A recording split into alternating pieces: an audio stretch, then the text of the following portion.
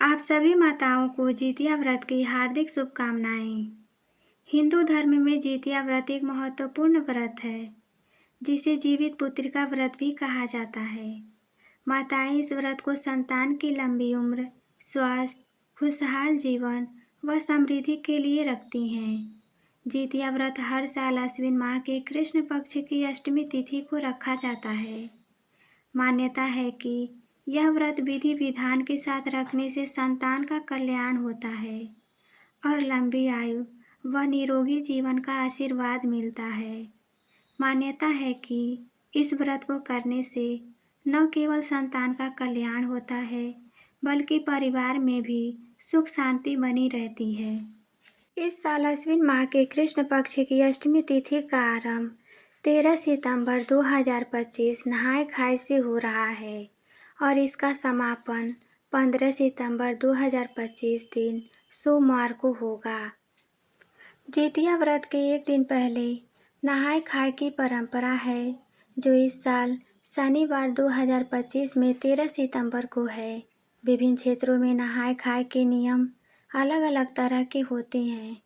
इस दिन महिलाएं विशेष व्यंजन तैयार करती हैं और व्रती महिलाएं एक समय सात्विक भोजन करती हैं।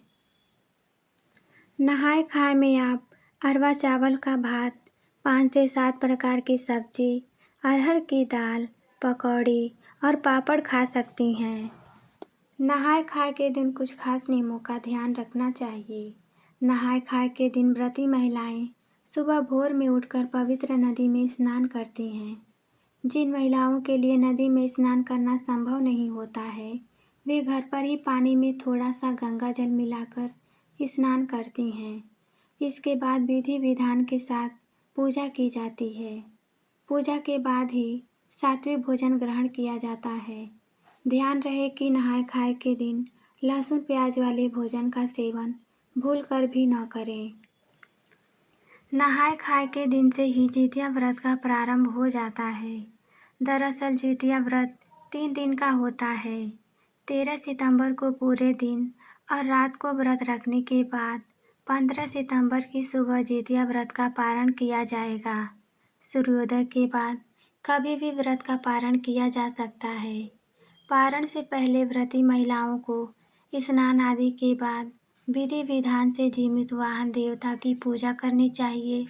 जितिया व्रत के पारण में भी कुछ खास व्यंजन बनाने की परंपरा है। जितिया व्रत के पारण में नूनी साग, तुरई की सब्जी, रागी की रोटी, अरबी आदि व्यंजन बनाने की परंपरा होती है।